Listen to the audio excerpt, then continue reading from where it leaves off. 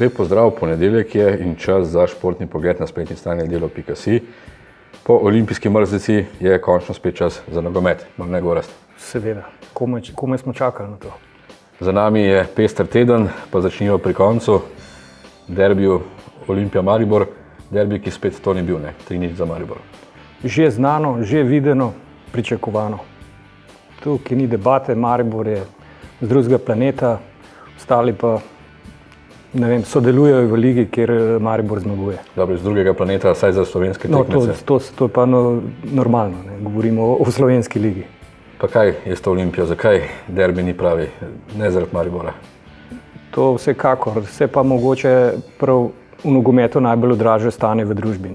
To ni edinstven primer v Sloveniji, ampak to je povsod po svetu. Nogomet odraža stanje v družbi in takšen pač je v Sloveniji stanje in tudi v nogometu je pač tako. No, v Mariboru sicer ravno ni poslano z rožicami. To je res, sam sem imel mogoče srečo z izbiro ljudi, pa tudi, kako bi rekel, imajo dobro podlago. Tudi v nogometu je dobro včasih biti čist na dnu, da se lahko vdigneš. Se pravi, tudi Olimpija ima neko zdaj podlago. Je pa vprašanje, če se ljudi ta pravi lahko znajdejo v njej. Sicer je Olimpija pred derbijem dobila dobro novico, dobili so novega sponzorja.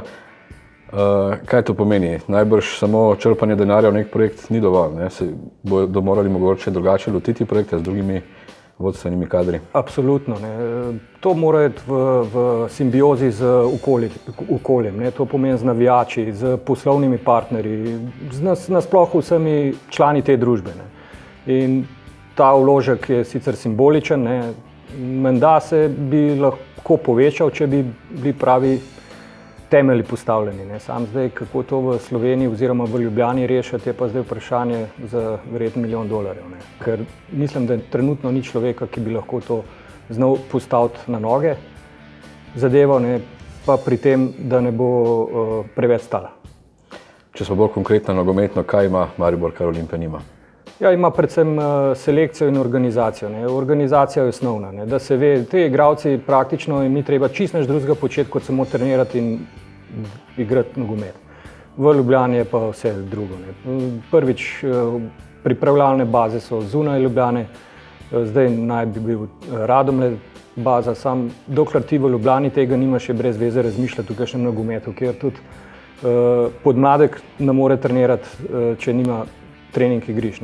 Ampak to je problem pa ni Olimpije, to je pa problem mesta Ljubljane, da ne najde prostora oziroma ne najde načina, kako omogočiti mladim, da trenirajo v nogometnih razmerah. To pa pomeni ne na umetni travi, ampak na naravnem travi.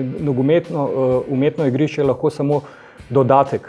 Pri nas je pa ravno obratno. Večina umetnih igrišč je glavni poligon za trening, kar je pa katastrofa za nogomet in razvoj mladih nogometašev, to pa nogometaši oziroma tisti, ki imajo izkušnje s tem, dobro vedo. Olimpijo v takšnem stanju, kot je, tudi Mariboru ne ustreza. Absolutno, mogoče zdaj le še en let, ampak Olimpija, če zgine, ima spet Maribor velik problem. To tudi v finančnem smislu kar nekaj pomeni.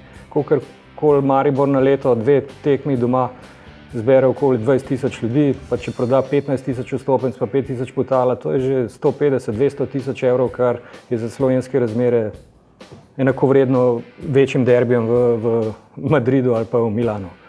Na glavni prihodki za Maribor seveda prihajajo iz Evrope, iz evropskih uspehov. Bil si v Sevilji na gostovanju, povratni tekmi Evropske lige, izpad Maribora pričakovan? Pričakovan, čeprav se potiham upal, kaj več, ampak realno razmerja so taka, da Maribor je lahko tukaj samo upal, da ne bo odnesel porcijo golov. Malo je bilo polemik o tem, je izbral ustrezno taktiko. Jaz mislim, da jo je, ker tok ni dober, da bi lahko z Seviljo igral odprt nogomet in bi verjetno prejel 2-3 že do odmora gole.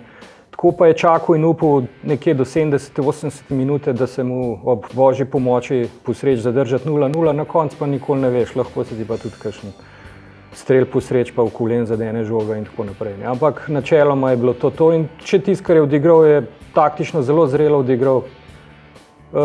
Kar je mogoče vidno bilo v tej tekmi, je bilo to, da se je videlo, kdo je sploh igralec za kaj več. Ne. In tukaj mislim, da Maribor vendarle ne 2-3 ima, velika večina ni, je nekje na ravni dobrega slovenskega nogometaša za eno poprečno tujo ligo, ampak ene trije, kot naprimer Damjan Bohar, se pa splača malo več posvetiti energije in volje v njihov razvoj. Rekel si z božjo pomočjo, ampak božjo oziroma vratarjevo pomoč so imeli na koncu Španci. Jasmin Handanović je naredil napako, ki jo redko vidimo. To je sestavni del igre, to je res. Tukaj mogoče je Jasmin, ne vem kaj imam, nekaj je, da ne more sestaviti 90 minut, ne da bi naredil napake, ne, ampak jaz mislim, da to ni bilo neka. Bi se zgodil, sej je pa v prvih 10 minutah branil rečemo 2 zicarja, ne, ampak če ne 45, bi pa v 60 nekaj bilo. Ne. Jaz mislim, da to ni toliko vplivalo. To je bolj za nas, mislim za nas, za navijače, da razpravljajo o tem, kaj bi bilo, če bi bilo, ampak mislim, da tukaj ni bilo odločilno. To je bolj, mislim, da je sam sebi pokvaril svojo podobo. No, tako. Torej, Maribor bo prvak, to je jasno. Kaj pa Evropa za naslednjo sezono? Kaj ti praviš, kaj bi bila nadgradnja te evropske sezone? Da bi v Evropski ligi prišli še malo dlje ali pač, da se vrstijo v Ligo prvakov? Kaj bi bilo več?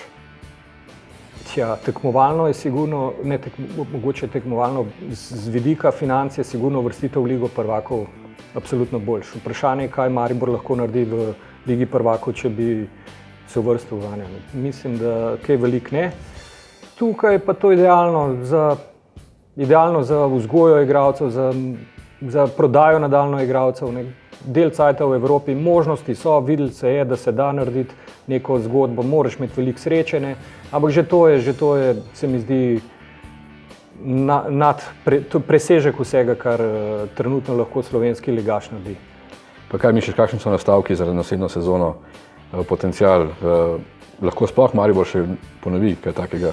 Lahko, sej tu žreb veliko naredi. Sej kriza ni samo v Sloveniji, ali pa je tudi po svetu. Ne? In iz krize izhajajo zmagovalci samo tisti, ki imajo neki organiziran, poštiman. In Maribor ima poštiman. Tukaj moramo se vsi strinjati, da verjetno težko najdeš tako dobro stoječe podjetje v Sloveniji, kot je ta trenutek Maribor. Ne? Tu ni debate, tukaj se vse ve, kaj kdo dela in to zadostuje. Zadostuje pa tudi v normalnem življenju. Kdor ima red, se ve, lahko prosperira in gre naprej. Goraz, hvala za to analizo. Torej lahko rečeva, da želiva Mariboru čim več uspehov v Evropi in čim težje delo na domači sceni. Se strinjam. Lep pozdrav. Hvala.